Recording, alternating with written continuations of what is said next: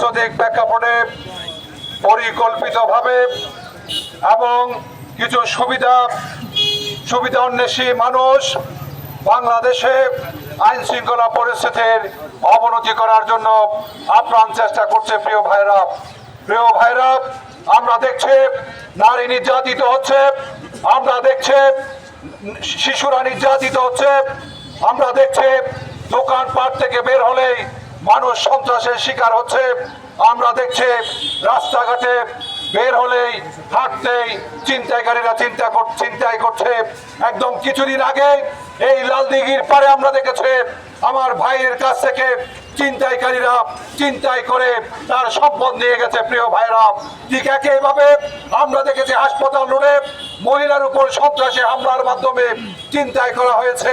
আমরা দেখেছি মাগুরা একজন ছোট শিশু আসিয়ার উপর ন্যাক্কারজনক সন্ত্রাসী কর্মকাণ্ড হয়েছে, তার উপর পৈশাচিক আচরণ হয়েছে।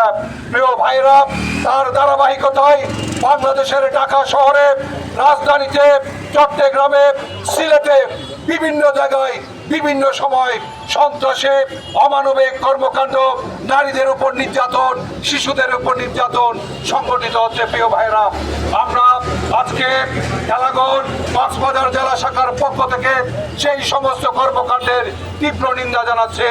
আমরা সাথে সাথে কিছুদিন আগে এই কক্সবাজারে খেলাঘর কর্মী আহাদকে এই আমাদের ডিসি সাহেবের আবাসিক এলাকায় নির্মমভাবে হত্যা করা হয়েছিল। আমরা সেই হত্যাকাণ্ডেরও তীব্র নিন্দা জানাচ্ছি। প্রিয় ভাইরা, আমরা আজকের এই মানববন্ধন থেকে প্রশাসনকে বলতে চাই, কেন এই কর্মকাণ্ড হচ্ছে, কেন এই ন্যাক্কারজনক কাজগুলো সংগঠিত হচ্ছে। আমরা মনে করি এখানে আপনাদের ব্যর্থতা, আপনাদের নির্লজ্জতা, যার কারণে এই কর্মকাণ্ডগুলো বর্তমান বাংলাদেশের প্রেক্ষাপটে সংগঠিত হচ্ছে।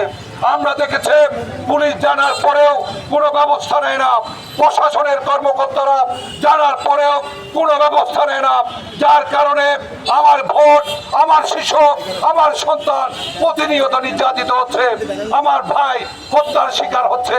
আমরা প্রশাসনের কাছে খেলাঘরের পক্ষ থেকে জোর দাবি জানাতে চাই, আপনাদেরকে পরিকল্পিতভাবে এই ধরনের হত্যাকাণ্ড, এই ধরনের নির্যাতন বন্ধ করতে হবে।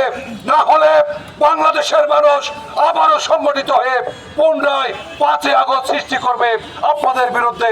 প্রিয় ভাইরা, সেই জন্য প্রশাসনকে, পুলিশকে এই ধরনের কর্মকাণ্ডের বিরুদ্ধে জোরালো পদক্ষেপ নেওয়ার আবেদন জানিয়ে আমি আমার